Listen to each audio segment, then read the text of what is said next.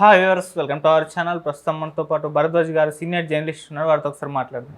Sir నమస్కారం. Sir నమస్తే అండి. సార్ జగన్ గారు ఒక మాస్టర్ ప్లాన్ వేయబోతున్నారని, ఈ ప్లాన్తో వైసీపీలోనే అంటే వాళ్ళ ఫ్యామిలీలోనే మూడుగా చీలిక కాబోతుందని చెప్పేసి ప్రచారం అయితే జరుగుతుంది. సార్ ఆ ప్లాన్ ఏంటంటే ఆయన ఎమ్మెల్యేగా రిజైన్ చేసి ఎంపీగా అవినాష్ రెడ్డిని రిజైన్ చేయించి తాను ఎంపీగా పోటీ చేసే ఒక ప్లాన్ అంటున్నారు. అయితే దీనివల్ల జగన్ గారికి ఏంటి లాభం? మరి అవినాష్ రెడ్డి దీనికి ఒప్పుకుంటారా లేదా? అంటే దీనికి బీజం ఎక్కడ పడిందంటే సార్ రేవంత్ రెడ్డి గారు నిన్న మాట్లాడుతూ మళ్ళీ కడపలో బై ఎలక్షన్స్ వస్తాయి, షర్మిల గారు గెలుస్తారు అని చెప్పారు. మరి బై ఎలక్షన్స్ అయితే ఊరికే రావు కదా, మీరేం చెప్తారు సార్ దీని గురించి? షర్మిల గారు గెలుస్తారు అని చెప్పలేదండి, గెలిపించుకుంటాను అన్నాడు ఆయన. ఓకే.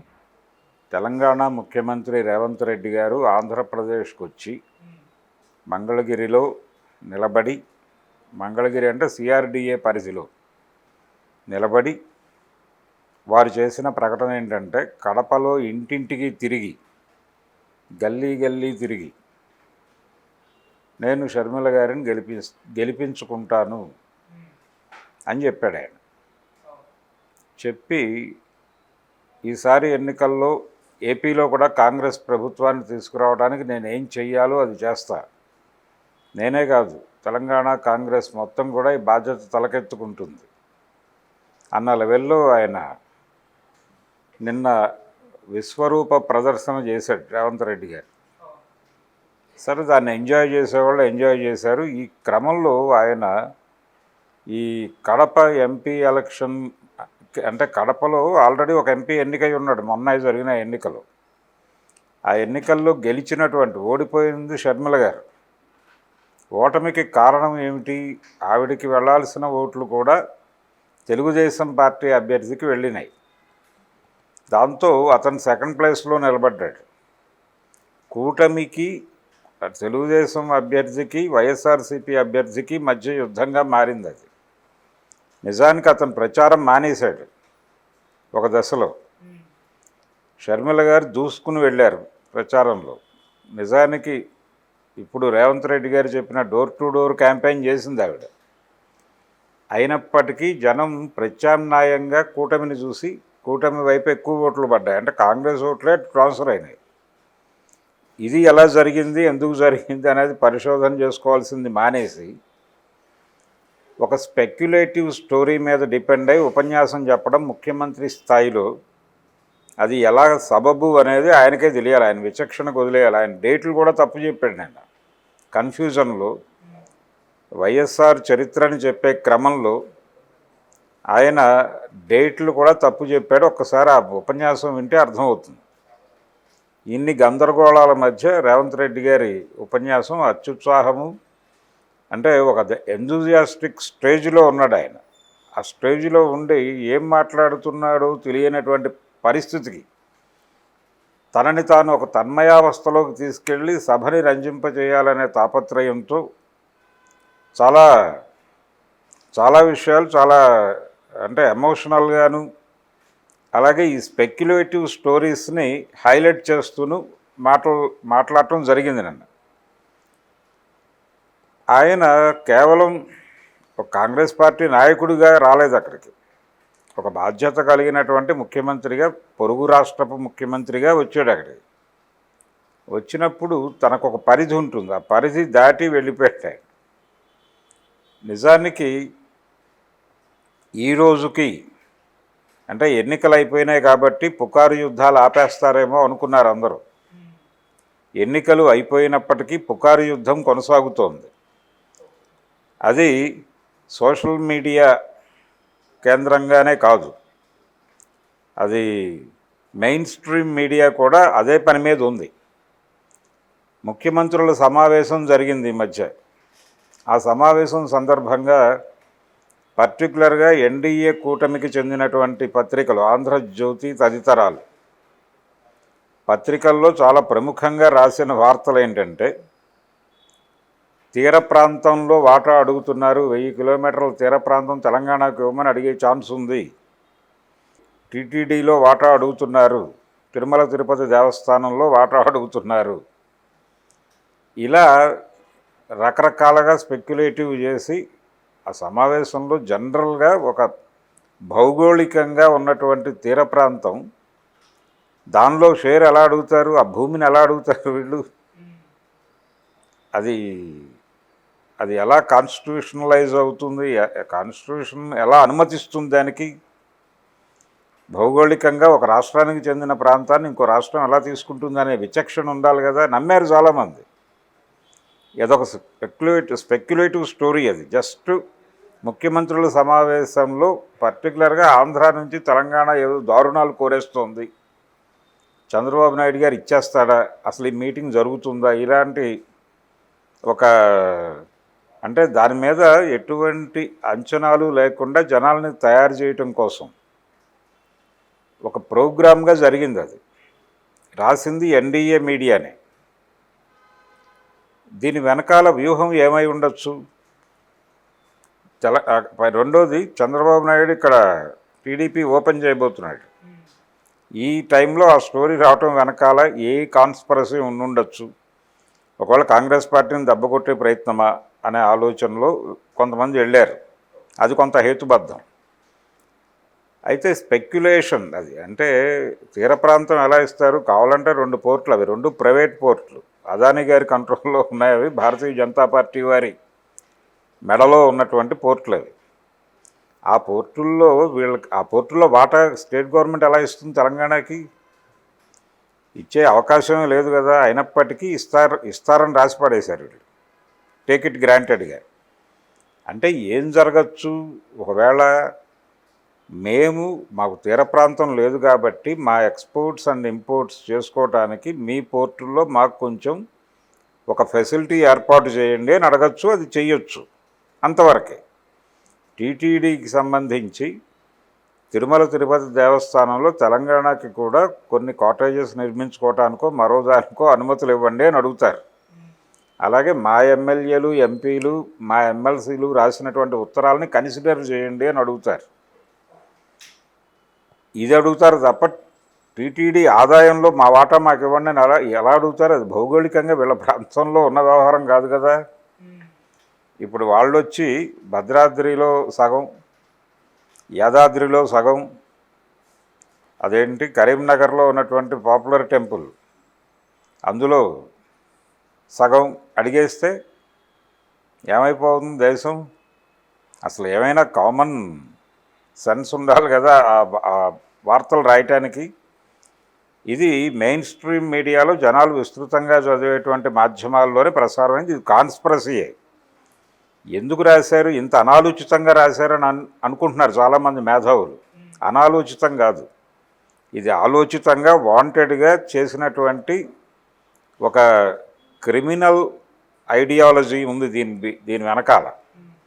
అదే పద్ధతిలో జగన్మోహన్ రెడ్డి రిజైన్ చేస్తాడు ఎమ్మెల్యే పదవికి, చేసేసి ఆయన ఎంపీగా కంటెస్ట్ చేస్తాడు. అవినాష్ రెడ్డిని రాజీనామా చేయించి అప్పుడు షర్మిలని రేవంత్ రెడ్డి గారు గెలిపించేసుకుంటే జగన్ పూర్తి స్థాయి పాపర్ అయిపోతాడు. ఆయన రిజైన్ చేసిన పులివెందుల స్థానం కూడా పోయి ఇది 10కి పడిపోతుంది. ఆల్రెడీ 3 ఎమ్మెల్యేలు కూటమిలో చేరటానికి, జనసేనలోనూ బీజేపీలోనూ చేరటానికి సిద్ధంగా ఉన్నారు. వాళ్ళు 4 చేరిపోతే 2-3 ఉంటారు, వాళ్ళు 3 ఉండరు.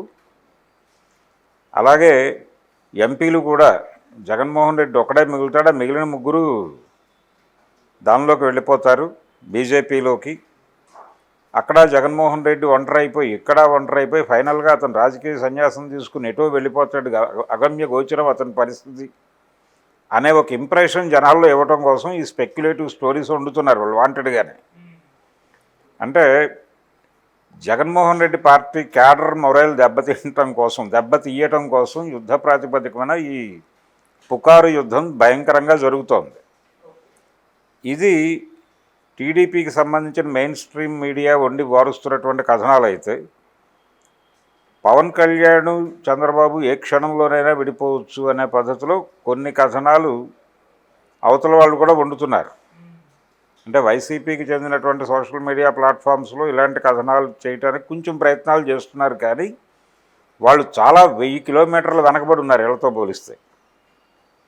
కాన్స్పిరసీ థియరీలు ఉండటంలో వీళ్ళు చాలా ఫార్ స్పీడ్లో జెట్ వేగంతో దూసుకుని వెళ్ళిపోతున్నారు. అది ఏ లెవెల్కి వెళ్ళిందంటే తెలంగాణ ముఖ్యమంత్రి లాంటి వాడు వెళ్ళి మైకు తీసుకుని ఆ స్పెక్యులేటివ్ స్టోరీ ఆధారంగా తన రాజకీయ ఆ, కార్యక్రమాన్ని రూపొందించి ప్రజల సమక్షంలో వెల్లడించాడు. ఏమనుకోవాలి, ఎటుపోతుంది దేశం? మినిమం అది పుకారు యుద్ధం అనేది తెలియాలి కదా. జగన్మోహన్ రెడ్డి చెబితే నేను రిజైన్ చేస్తున్నాను అని, లేదు వాళ్ళ పార్టీ అనౌన్స్ చేస్తే అది ఓకే. ఈ స్పెక్యులేటివ్ స్టోరీ ఇది, అంటే ఇది స్పెక్యులేషన్ కాకపోవచ్చు, నిజంగానే జగన్మోహన్ రెడ్డి రిజైన్ చేయాలి అనుకోవచ్చు. అంటే ఆయన మొదటి రోజు అసెంబ్లీకి వచ్చి ప్రమాణ స్వీకారం చేసిన క్షణం నుంచి ఈ కథనం ఉంది. ఆయన తిరిగి అసెంబ్లీకి రాడు, రాజీనామా చేసేస్తాడు. ఆయన 11 స్థానాలు అని ప్రకటన వచ్చినప్పటి నుంచి ఉంది. ఆ రోజు ప్రమాణ స్వీకారానికి కూడా వస్తాడో రాడో అనుమానం వ్యక్తం చేస్తూ కథనాలు వచ్చినాయి టీడీపీ మీడియాలో. ఈ కథనాలన్నీ నేపథ్యంలోనే ఆయన వచ్చాడు అసెంబ్లీకి, వచ్చి ప్రమాణ స్వీకారం చేసి ఎమ్మెల్యేగా వెళ్ళాడు. అయిపోయింది. ఆ తర్వాత నుంచి కథనాలు ఏమిటి? ఆయన రాడు సెషన్కే. ఆయన రాకపోవచ్చు, కానీ ఇన్ని రోజులు రావాలి, లేకపోతే సభ్యత్వం ఇబ్బందుల్లో పడుతుంది అనేది వాళ్ళకు ఒక సిస్టమ్ ఉంటుంది. ఆ సిస్టమ్ ప్రకారం ఆయన అన్ని రోజులు రోజు వచ్చి క్వశ్చన్ అవర్లో ఉండి 4 అరుపులు అరిచి తన పార్టీ ఉనికి చాటుకుని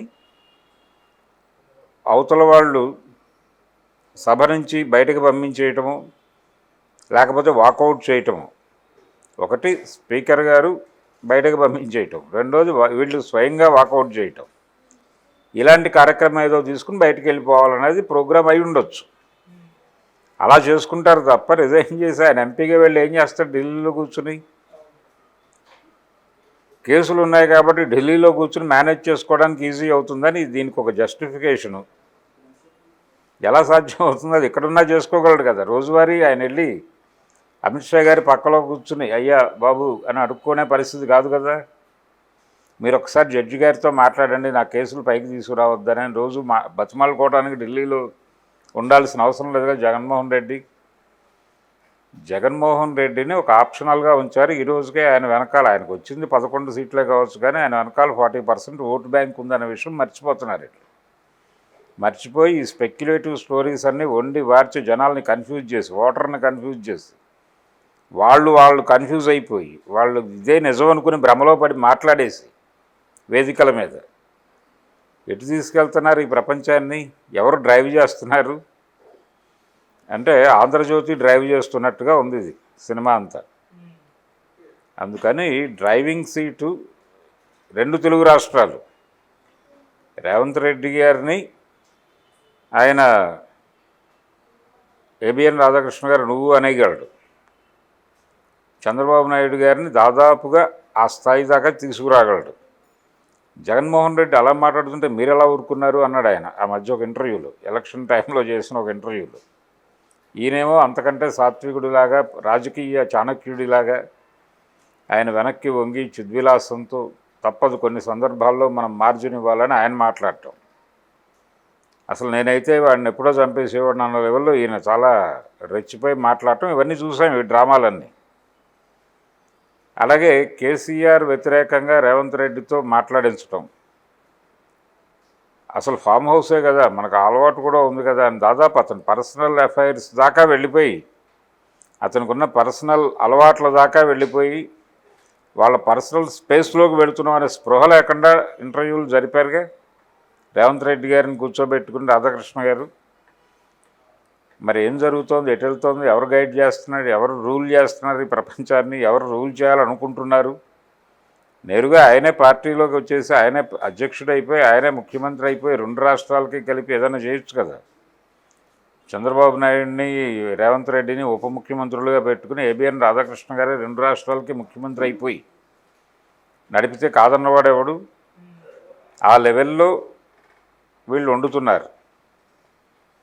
అధికారిక సమాచారం లేకుండా స్పెక్యులేటివ్ స్టోరీస్ అనేవి రకరకాలుగా వండి వార్చడం అనేది జరుగుతున్న మాట వాస్తవం.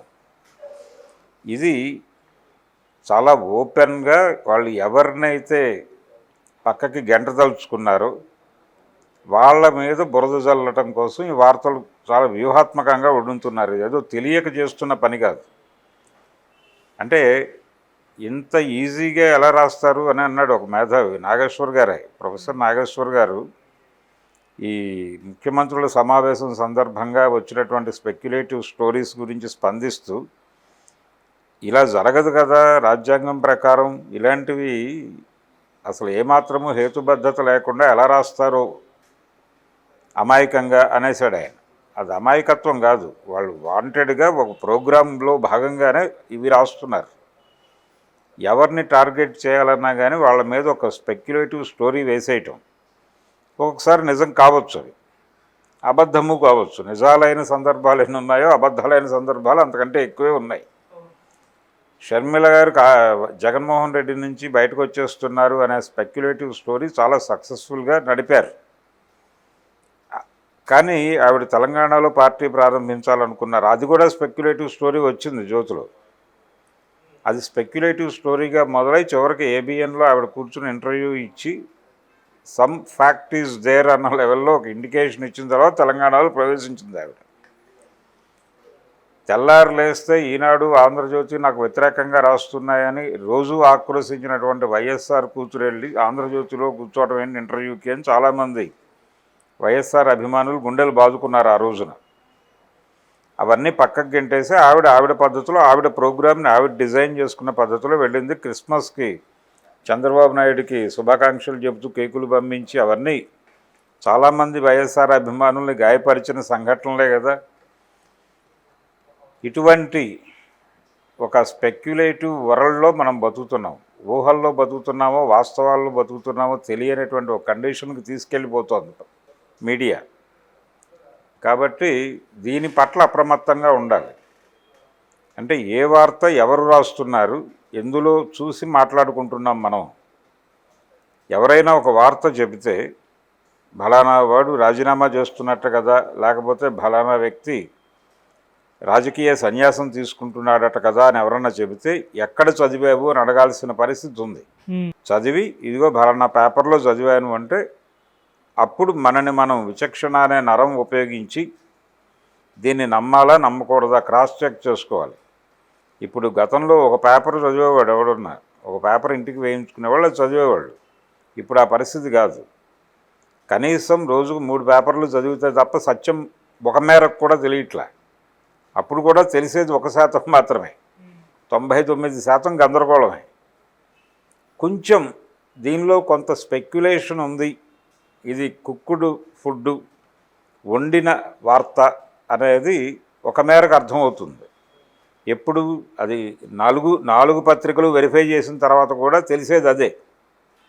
ఇందులో వండిన వార్త ఉంది తప్ప ఒరిజినల్ లేదు, వాస్తవం లేదు, ఇది వేరే ప్రోగ్రాం కోసం డిజైన్ చేశారు ఈ వార్తని అనే స్పృహ కలుగుతుంది. దాని మీద బోల్డ్ పరిశోధన చేయాలి. ఈ లెవెల్కి పాఠకుడిని తీసుకొచ్చారు వాళ్ళు. తీసుకొచ్చి అదే నడుస్తోంది ఇప్పటికీ. అందులో భాగమే ఈ కడప ఉప ఎన్నిక జరగటం. అంటే పాత రోజుల్లో సామెత ఉండేది, దున్నపోతు ఈనిందంటే దూడను కట్టేయమన్నారని. నిన్న వారు చేసింది అదే, దున్నపోతులు ఈనిందని వారికి ఎవరో చెప్పారు. ఈయన ఇక్కడి నుంచి స్పెషల్ ఫ్లైట్లో వచ్చి దూడను కట్టేయమని చెప్పాడు అక్కడ. మరి దూడను కట్టేస్తారో లేదో వాళ్ళు చూసుకోవాలి. ఇది కండిషన్. అంతకు మించి దీనిలో వాస్తవాలు ప్రస్తుతానికైతే మనకేం కనబట్టలేదు, ఆ జాడలు కనిపించట్లే. ఈ స్పెక్యులేటివ్ న్యూస్కి ఎప్పుడైతే రేవంత్ రెడ్డి గారు ఒక వాల్యూ కల్పించాడో దాని మీద వచ్చిన కొత్త కథనం అవినాష్ రెడ్డి రిజైన్ చేసి బయటికి వెళ్ళి సొంత కుంపటి పెడతాడు. ఎలా పెడతాడు ఆయన? బీజేపీలోకి వెళ్ళిపోతాడని కదా మొదటి కథనం. ఇది 11 స్థానాలకి 4 ఎంపీలకి పరిమితం అయిపోయిన క్షణంలో మార్కెట్లోకి ప్రవేశపెట్టిన వార్త ఏమిటి? అవినాష్ రెడ్డి రెండో క్షణంలో, ఉత్తర క్షణంలో బీజేపీలో చేరుతున్నాడు. జగన్కి షాక్ అని కదా ప్రపంచం మాట్లాడింది, పచ్చ ప్రపంచం.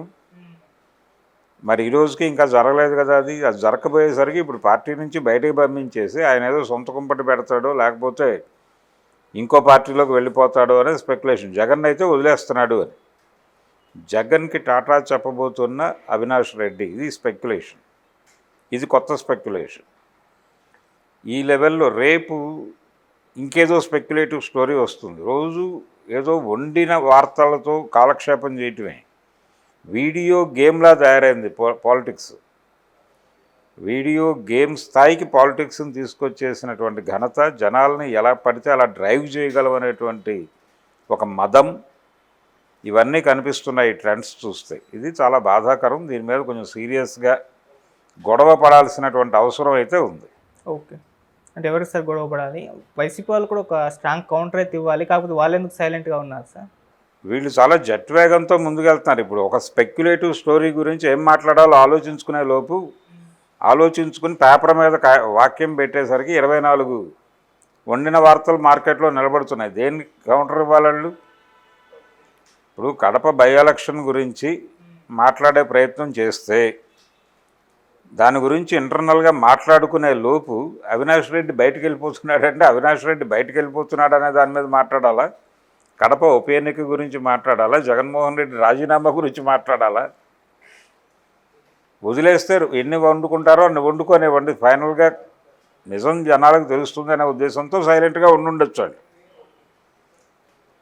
అయితే ఒకటి, ప్రపంచానికి ఇది ఇలా కంటిన్యూ అయితే నెమ్మదిగా వీటికి ఉన్నటువంటి, అంటే ఇప్పటి వరకు సోషల్ మీడియాలో ఇలాంటి దారుణాలు జరిగితే మెయిన్ స్ట్రీమ్ మీడియా ఏదో కొంత పద్ధతిగా పెడుతోంది అనేటువంటి ఒక నేరేటివ్ జనాలకి ఇచ్చే ప్రయత్నం జరిగింది. ఇప్పుడు అసలు మీడియా అంటేనే మిథ్య అనేటువంటి వాతావరణం. మిథ్య అనే తెలుగు పదం నుంచి మీడియా అనేటువంటి ఇంగ్లీష్ పదం పుట్టింది అని జనాలు అనుకోవడానికి ఒక అద్భుతమైనటువంటి అవకాశం కల్పిస్తున్నారు ఇట్లా. అది కండిషన్ ప్రస్తుతం. సో రాజకీయాలు ఎటుపోతున్నాయి అనేది, అది అంటే ఒక మ్యాట్రిక్స్ లాంటి సినిమా తీయొచ్చు ఏపీలో ఈ స్పెక్యులేటివ్ స్టోరీస్ ఆధారంగా. Okay, thank you so much sir. Thank you.